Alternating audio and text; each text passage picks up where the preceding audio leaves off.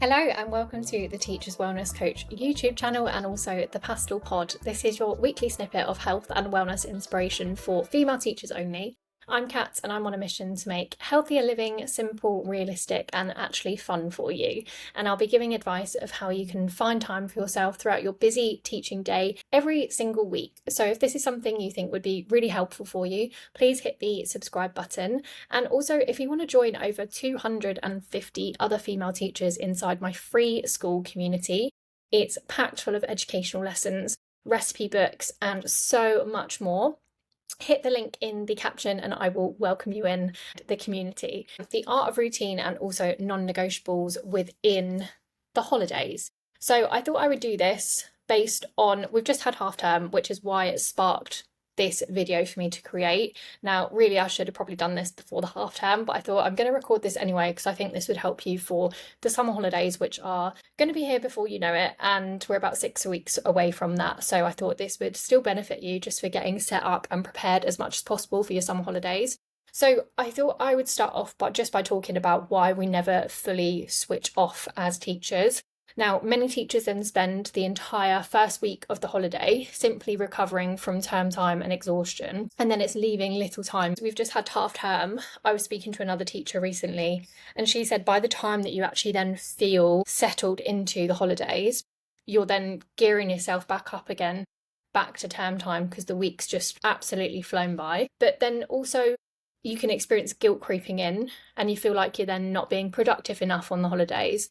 Or, when we're comparing our break to then the term time, they are so polar opposites, with working so much and being just fully on to then actually trying to switch off. They are polar opposites. So that can be very difficult to navigate. And your brain just needs some structure as well. So it's then just the sudden loss of, you're following the school timetable. This is something that I struggled with in the past.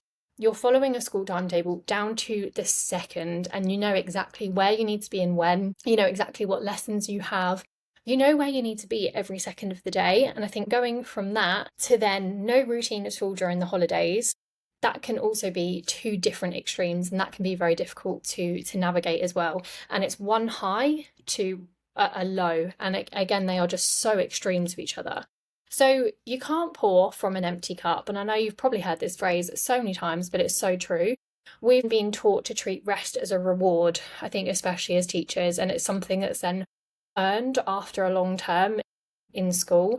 But this mindset is fundamentally flawed, and without genuine recovery, everything that follows, your teaching, your relationships, your creativity, is then built on a depleted foundation. So it's so important to make sure that you're having moments of slowing down during the term time, so that you then don't reach burnout and you're not completely crashing when it comes to the holidays. So beyond then your physical sleep, I've put together here just 7 types of rest. So we've got physical, we've got mental, emotional, sensory, creative, social and spiritual. And they are all very important to make sure that we have that balance of everything. And it's easier said than done. I completely respect that. So most teachers neglect all but the first. So we need to make sure that we are prioritising our time for our well-being and not just expected to have a weekend to then catch up on this. It's about structuring your days during the term time and also during the holidays to make sure that you have this constant cycle of working on these 7 types of rest. So defining your holiday non-negotiables, this is something that has worked really well for me in the past. And I just want to highlight again, the holidays are your opportunity to then shift your intense teacher mode back to then being a full human being. And it's then not having teaching as then your identity. It's who are you beyond the classroom, and really thinking about that. So this requires intention, and it's not a packed itinerary, but it's just a handful of small anchoring habits. And like I said, this is something that has really helped me in the past during my holidays, that has kept me on track, for example, towards my goals, and it's helped me without burning out. And it's just helped with all of these tiny little details that I have then carried on over from the term time into the holidays, that's then helped with my mental well-being, that's helped with my physical well-being, just all round just feeling so much healthier and happier. So I've just broken these down for you of what I found really works for me. And also my clients have been doing this and implementing this, and they have also found the benefits, since they've been implementing. So we've got micro habits that matter. So it's not like a really intense routine or anything like that. It's just small and it's consistent routines. So for example, morning hydration, having a glass of water next to your bed, drinking that the first thing you do to wake up in the morning. Moving your body, going for a walk, training in the gym, 5 pages of a book in the evening. They can be so small, which is why I've labeled them as micro habits, but they matter, which is really important. So it's just signaling to your nervous system that you are in control of your day and you have some sort of structure in the holiday times as well. So knowing what feels like you. So asking yourself, what makes me feel like myself again? When you have these opportunities in the evenings, in the weekends, and also in the holidays, it's about asking yourself, what makes me feel like myself again? So identifying these anchors. If it's cooking, if it's walking, if it's journaling, if it is going to the gym, if it's going for a hike, if it's being in the water, so by the sea, or going for a swim, or complete silence, which again is something that we definitely need as teachers. So it's the first step to then protecting them. And then here I've just put teacher time versus you time. So it's then just drawing a clear boundary between your professional and then also your personal. And it's not laziness when you are not doing anything or you're slowing down. It's really important to prioritize that rest and also sustaining your energy levels. So teachers who protect their own energy then shows her students what healthy boundaries look like. So again, we could have a morning anchor. So begin each day with one ritual that belongs entirely to you before you then interact with anyone else. My thing that I did when I was teaching that really helped me was my journaling habits. So go and check out my other videos to find out the prompts for those. But just to give you a brief structure of them. First of all, it's what am I grateful for? Second is what is the most important thing that I need to do today? And the third is how am I going to showcase, what do I want to showcase to the world today? And I really like that one because some days can look really different. Like some days I want to showcase confidence. Some days I want to showcase humour. Some days I want to showcase relaxed. Some days I want to showcase authority. So it's really nice to have that question and just thinking about moving throughout that day with that intention. Second one is a midday boundary. So just designating a screen-free window each afternoon. This can be in the holidays, this is what I'm talking about in the holidays. But you can also do this, in term time, after you've finished the day at work, having a break from your screens and putting screens away earlier on in the evenings can have a huge impact positively. And it's just then you're not feeling overwhelmed, you're not feeling on this constant wheel of feeling like you should be doing more. Just shut off the phone, shut off the screens and just put it away. You will just feel an instant calmness. And then the final one is an evening wind down. So just creating a closing ritual. And again, something that really helped me when I was thinking about all of these thoughts with teaching and before then going back into term time after the summer holidays or a half term off. The Sunday evenings used to impact me quite a lot. So it's thinking about how you can switch off as much as possible. So reading a book always helped me with switching off and just getting stuck into a really good one that I genuinely really enjoyed. That really helped with the distraction side of things. Okay, so managing the mental load. Again, this is just practical strategies. So it's about then protecting your energy by scheduling then social commitments intentionally rather than then just reactively. And actually one of my clients, she found that she was always saying yes to stuff and she didn't want to let anyone else down and she felt really guilty for that.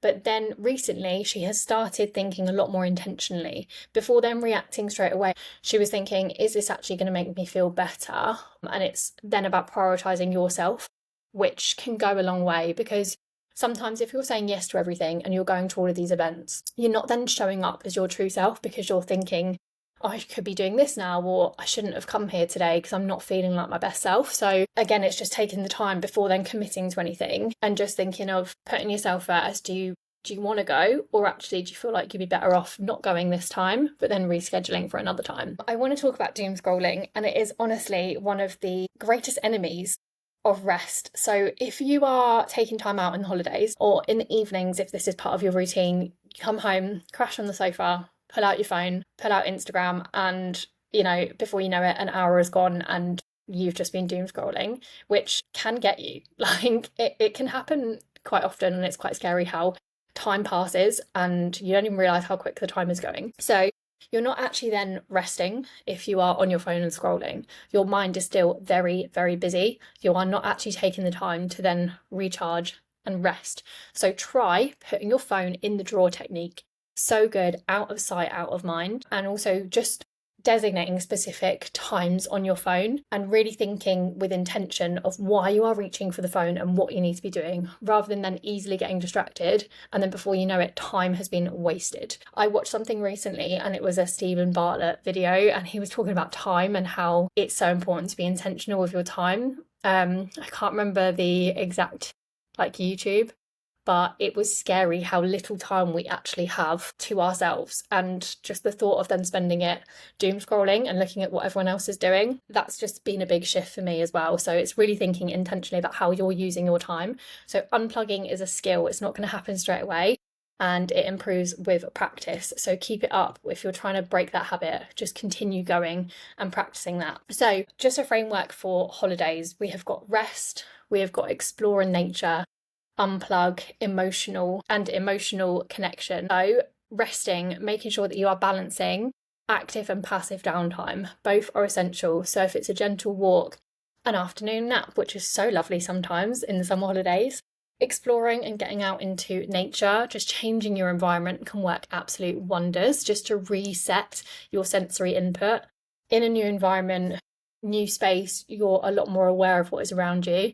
Even if it's a different park that you normally walk around, it can then just shift your mental state. Unplug, so creating deliberate space for then detaching away from your digital demands, your work notifications, get rid of it. Silence is so important, to just sit with yourself for a bit and just take some time out just to sit with yourself and really just be very aware of where your mind goes as well when you're sat in those silent moments.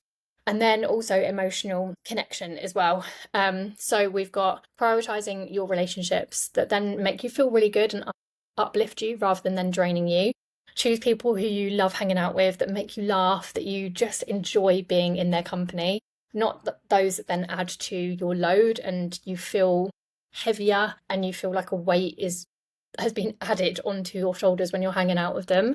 You want people to be around you that lift you up, that make you feel really good. So I know that this video is getting on quite long now, but I don't want to miss anything out because I think everything's really important. So when to plan and when to stop. So not all teachers, as we know, can then fully switch off from your teacher brain to then your holiday brain, and that is completely understandable. And it's then not to go from zero prep to then start a new half term back at work feeling all over the place and very scatty. It's important just to organise your time properly. So setting a work-free window, designating one specific block of time, ideally no more than 60 minutes on a single day for any necessary preparation. So outside of that window, school does then not exist. So for example, one of my clients, she used her time in the half term. She had the whole half term off. She really rested and made sure that she took the time out. But we had a catch up call and she said, Kat, I actually really want to do my reports this half term because I don't want to then go back to work after half term and stay late on any of my evenings. I want to go in, I want to teach, and then I want to have the balance of then leaving work a bit earlier and then coming home and then going to the gym and having time to eat a proper dinner and having a bit more of an evening.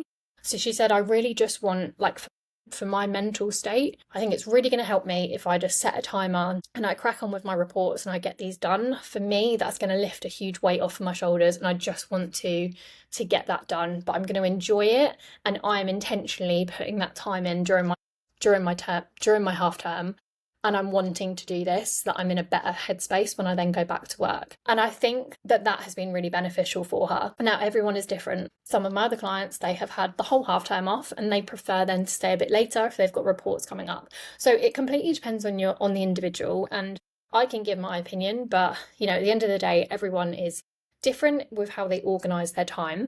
So if you are gonna work at home, just be very strict on when you're starting and when you're finishing, and then zero distractions if that works for you. But ideally, my personal opinion is to get your work done in the work environment, and then when you are out of school, that is your time for yourself. That's just my personal opinion. I know some people will agree with me, some people will disagree, and that is absolutely fine. So again, it's just prepping from anxiety, which again I can relate with my client who wanted to just get her reports done. So for her, this did genuinely feel necessary. She's working to then manage her anxiety, and it's useful prep to then move her forward. So again, that's okay, because it's helped her in that moment of just putting her at ease of when she's then gone back into the new term. And also then obviously planning your first week back. So before the holiday ends, it's just making sure that you're clear with the plan for Monday and Tuesday. And it's just Monday and Tuesday. Just get through those, and everything else will slot into place from Wednesday to the rest of the week. But it's, the worst feeling is when it gets to Sunday and you've got no idea what's going on the Monday. So again, it's just making sure that you're organised and ahead of time. But I don't need to talk to you about that because you're so organised anyway, because you're a teacher. So I'm going to leave it there actually with this. But basically the main takeaway is, it needs to be a sustainable plan that works for you and in your routine, and it needs to be yours, no one else's. And it's got to be honest, it's got to be realistic, and it's got to anchor you in what genuinely then restores you and makes you feel more energised, that you can then sustain your energy levels throughout the half terms, throughout the holidays. So I just want you to, to end this, just think about what drains you the most during the school holidays. Is it social media? Do you then feel like crap after you've then been doom scrolling?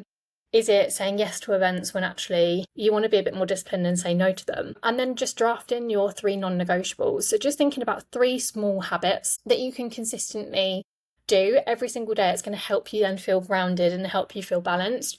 Write them down and put them somewhere visible that you're going to see them a lot. And again, just treat them as appointments and meetings that you cannot cancel.